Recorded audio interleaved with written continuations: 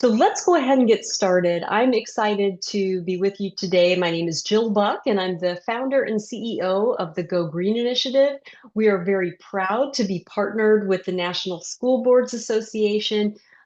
Thanks to our partnership and an EPA funded grant that we have a unprecedented, historic opportunity to invest in indoor air quality in schools. And this is just one of the many opportunities that we have for you. We're going to be talking primarily about NSBA's Magna Awards. This is an awards program that's been going on for 30 years. Typically, the format to nominate your school district is very much a narrative, creative kind of application where you have the chance to talk about an innovative or creative project that you have going in your school district. Now we're switching to a points-based structure so that we can help school districts use the Magna Awards as an opportunity to focus on managing indoor air quality in their schools and in their campuses. So I'm going to talk a little bit about why these changes were made, why we care so much about indoor air quality. This program will also help school districts begin to track and reduce greenhouse gas emissions, and I'll talk about why that is important as well. We'll talk about the new Magna Awards, how they're being rolled out. We'll talk about the point structure. We do have $50,000 grants for school districts that I'll touch on towards the end of this presentation. We'll have an opportunity for any Q&A.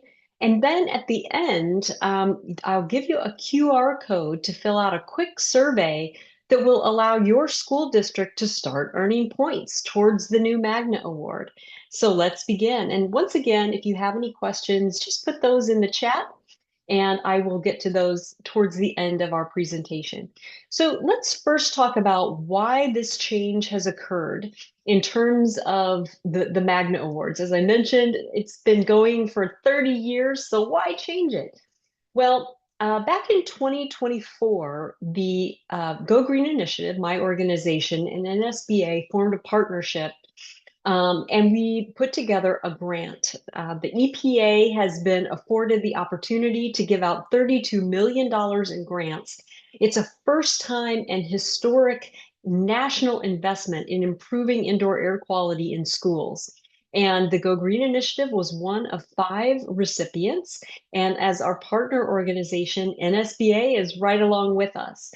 So this grant opportunity afforded us an $8 million grant program over the course of 5 years to help school districts throughout the country do a better job of managing indoor air quality if they're not already. We really are focused on trying to get as many school districts to form an indoor air quality management plan as possible.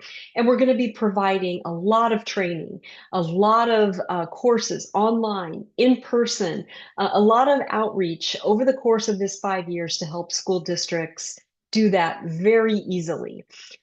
This partnership is also going to allow us to form cohorts, annual cohorts of school districts that will not only receive grant funding, but will also receive very intensive, very on the ground, in-person technical assistance. And we'll talk about that in just a few moments. But that is really what has predicated the change to the Magna Awards program. And so we'll be talking about how that program will roll out in just a few moments. And I'll give you a chance to ask any questions that you may have. But first, let's talk about why we care about indoor air quality in schools to begin with. And the answer is pretty simple at the outset. We care about children's health and we care about their ability to learn. But in the slides that follow, you're going to understand a little bit more fully what we mean. So let's start by talking about the health risks that children may be subjected to based on poor indoor air quality. And there are short-term effects, things that they might feel just while they're in their classroom, but dissipate once they leave the classroom. There are chronic conditions that children can suffer from based on long-term exposures to indoor air quality pollutants in their schools. And then there are long-term, lifelong health implications for being exposed to indoor air quality pollutants of certain types as a child while your defense mechanisms are just forming. And that's a really important place for us to start. It's important to recognize that children are not just little adults. They don't process toxins and pollutants the same way that the adult body does, from their nasal passages down to the linings of their lungs. Their respiratory and cardiovascular systems are all maturing. And as a result, the exposure to contaminants in indoor air quality can be much more profound for a child's body than for an adult's. Now, all this is to say that if we clean up indoor air quality for students, that's definitely going to benefit adults in the school environment as well. Their workplace, where they spend a whole lot of their waking hours, will be much healthier for the adults. But we focus on children because the damage can be so much greater. So let's talk about some of those health problems that can be caused by poor indoor air quality. We're all pretty familiar with the respiratory effects. It's no secret to anyone in education that there are a lot of children in this country with asthma. On average, 1 in 13 children suffer from asthma, and poor indoor air quality can absolutely exacerbate the impacts, if not cause asthma itself. And so, even if a child comes into a school district with a pre-existing condition of asthma, we know that certain toxins in the air can cause them even so much to miss school. And we'll talk about why that's so important in a few moments. But even for kids that don't have asthma, indoor air quality can cause them to cough, to sneeze, to develop allergies, or to have worse allergies than they would already. And besides the fact that that's very irritating for the child, when you have a whole classroom full of children doing this, it's very distracting to the learning environment. There are some cancers that are associated with certain pollutants in indoor air quality that is sometimes found in schools. We know that school districts that have problems with legacy asbestos, legacy lead paint, you can't just paint over it and the problem goes away. It has to be removed. That this can cause lung cancer, mesothelioma. There are other indoor air quality pollutants that can cause other types of cancer. PFAS chemicals that can be aerosolized and in the air quality have been linked to things like thyroid cancer, testicular cancer, breast and bladder cancer. Lead as well. Lead that is present in indoor air quality in the form of dust can cause organ damage and cancer. There are neurodegenerative diseases that are also associated with certain toxins that are found in indoor air quality. We know that Alzheimer's and Parkinson's are linked to some of the toxins that are found in indoor air quality in schools. And this can also lead to a more pro-degenerative uh, outcome for students who grow up, become adults, and develop some of these neurodegenerative diseases that childhood exposures to things like lead dust can hasten and quicken the degeneration once the onset of Alzheimer's or Parkinson's is discovered. There are also psychological effects associated with indoor air quality. There are certain toxins that are associated with depression, anxiety, memory disturbances, fatigue, and many more. Not to mention the fact that, for instance, if CO2 levels are too high in the classroom or in a learning environment, CO2 displaces the oxygen in the room. And what happens is that there is a feeling of shortness of breath. The heart rate can quicken, as we talk about in the cardiac effects, and that can definitely cause anxiety. It's almost like a suffocation feeling when CO2 rates get too high in a classroom. And that's just one of many gases and toxins and pollutants that can be found in indoor air quality. As I mentioned, there are cardiac impacts to children, and they may not have the language to describe what's happening to them. They may not be able to say, I feel my heart rate going up, or I feel my breathing rate, I feel short of breath. They may not have that vernacular to describe it, and that can be even more anxiety inducing. We also know that when there are microbial, bacterial, viral impacts in indoor air quality, that it can cause gastrointestinal effects. This can cause children to have diarrhea and other gastrointestinal impacts if they are exposed to bacteria and viruses in indoor air quality in schools. So this is just a high level view of some of the health risks associated with poor indoor air quality. Now let's talk about a child's capacity to learn while they're at school, their cognitive impact, and how it is associated with poor indoor air quality. We know that study after study has shown that high temperatures and high humidity in the classroom have been linked to academic performance.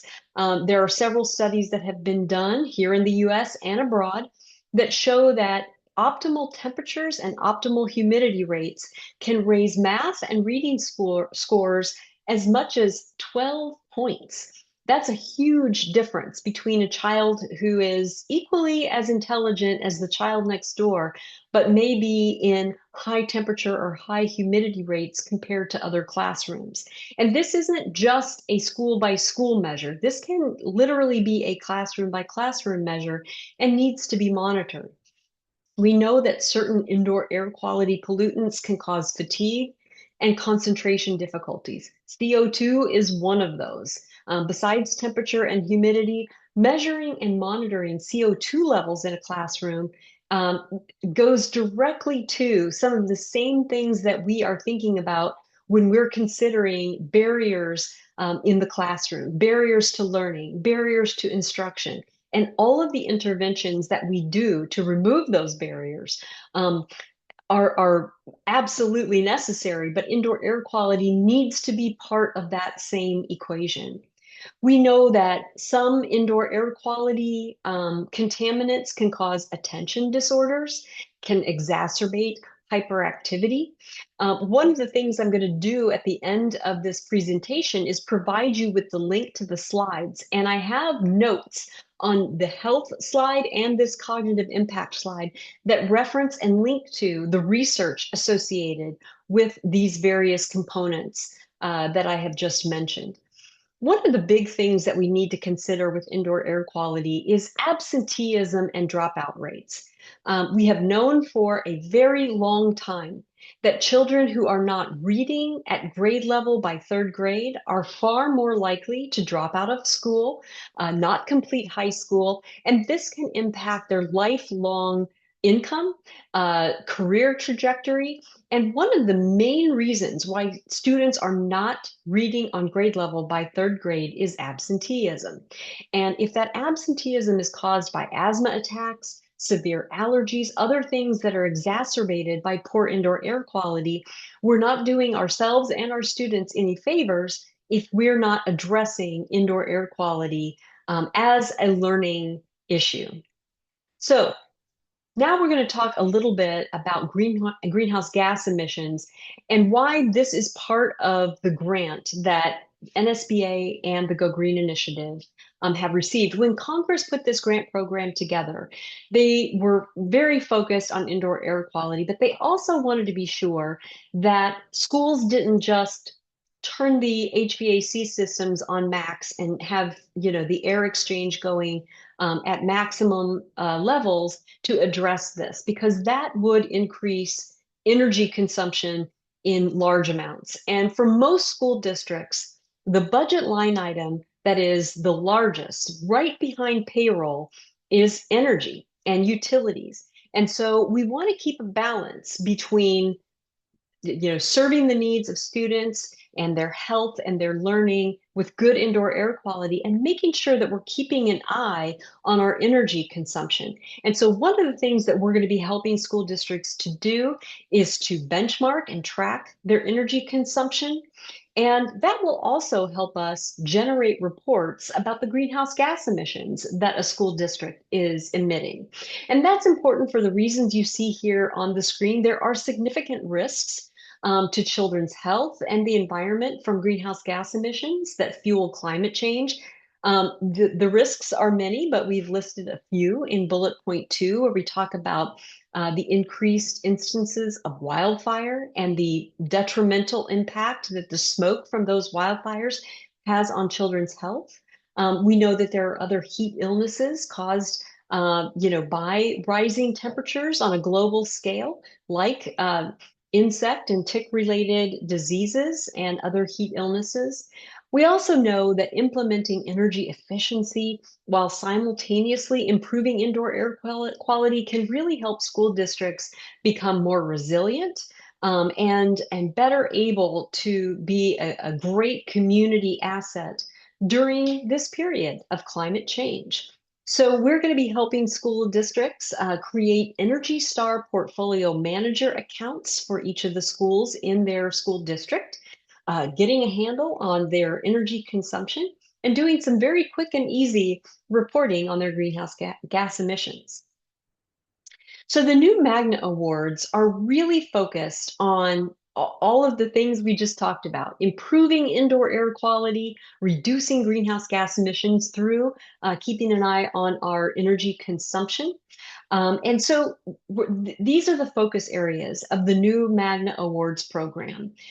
Instead of creating narratives around your nomination and talking about how you have done some of these things, we've created a very simple point structure that I'm going to show you in just a moment, where school districts can earn points up to a maximum of 500 points to be qualified and to earn a Magna Awards with the National School Boards Association. So one of the things I do want to point out is that while all of our training and our grants to schools are open to all school districts, the Magna Awards are just open to NSBA, National School Boards Association, members of state associations that are members of NSBA, CUBE districts, that's Council of Urban Boards of Education school districts, and NatCon districts. And if you're not sure if your school district falls into one of those eligibility categories, you can get out on the NSBA website, nsba.org, and find out. It's very easy. One of the things that has been a beautiful part of the Magna Awards program for many years is that there are lots of awards to give.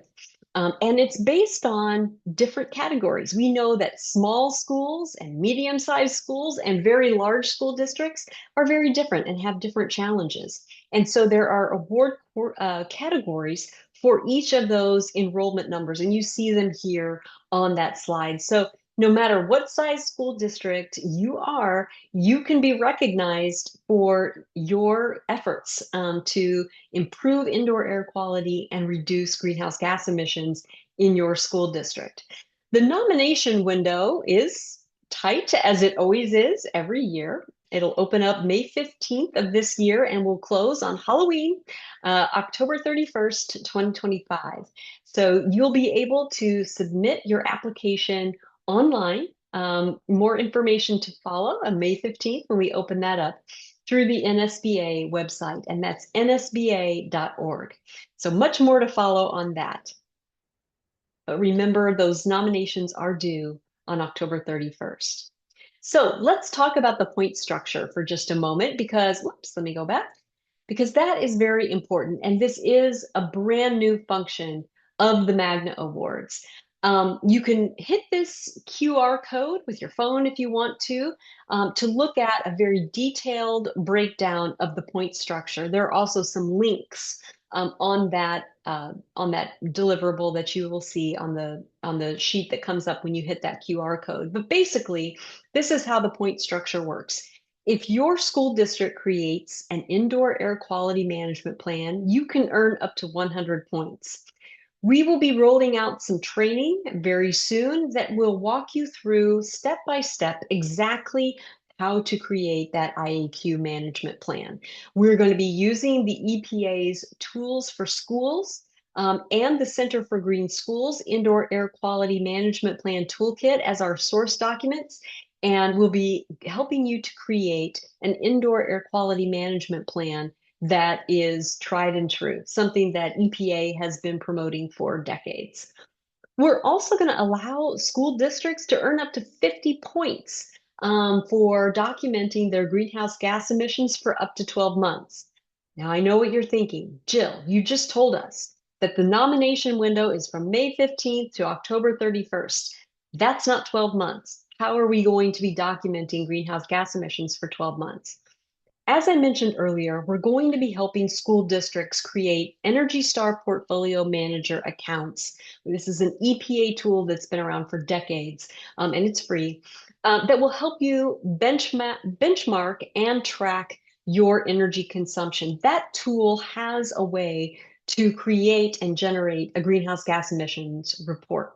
You can upload energy consumption data for several years if you want to, but we're going to help you upload energy consumption data for the past 12 months and then run the greenhouse gas emissions reports from those months. And it could be that we just ask you to give us your utility bills and we do it that way, the old-fashioned way, and that's not a problem. It could also be that your utility has a benchmarking portal that we can connect to online and help you input your energy consumption data automatically by pulling it from your utilities portal. So depending on where you live and depending on who your utility company is, will be the determinant for the method we use to get a year's worth of energy consumption data into your Energy Star Portfolio Manager accounts. But never fear, we can help you. We'll be rolling out some training to help you do that step by step. And it's not hard, I promise. You can also earn up to 100 points by attending in-person training at NSBA events. So NSBA has three big convenings every year. They have their Advocacy and Equity Institute. They have the annual conference and they have the Cube conference. And so there, there are opportunities to earn points by going to trainings and breakout sessions that we will be hosting to talk about these issues at each of those convenings. You can also attend monthly webinars like these and earn points each time. Today, you'll earn 25 points when you fill out the survey at the end of this webinar. And if you've missed any of our webinar series live, no problem. We're recording them, we're putting them on our YouTube channel, and we're putting them out in our social media and our newsletters. You can also complete online training courses that are going to start popping up in June, and your school district can earn up to 130 points towards the Magna Award by going through these online training courses. And I will say, these online training courses all relate to creating an indoor air quality management plan and documenting your greenhouse gas emissions through your energy consumption. So all of it is integrated. This whole program is very well integrated. And if you scan once more that QR code, you'll see the exact breakdown of exactly how to earn those 500 points. We will be having another webinar. I'm going to move my screen up this way. We'll be having another webinar on May 8th, where you can, again, earn points towards the Magna Award. This will be a case study in how to use data, indoor air quality monitoring data, for sustainable and safer spaces. If you want to register for that, go right ahead using the link on this QR code. That's going to be held May 8th. We'll have some school districts from around the country who will be giving some case studies of success in how they used data to monitor and to track their indoor air quality and how that benefited them and their students. So I hope that you will join us for that webinar. I'm going to open it up for Q&A. And I'll look at the chat. I don't see any questions at this point. If you have any questions, you can put it in the chat and I will get to each one of your questions. I'm also giving you a QR code for the slides today so that you don't miss any of those links, any of those QR codes. And so you can also access all of the research that goes along with the slides where I talked about the health and the cognitive impact that poor indoor air quality can have on children, students, and your adult workforce in schools.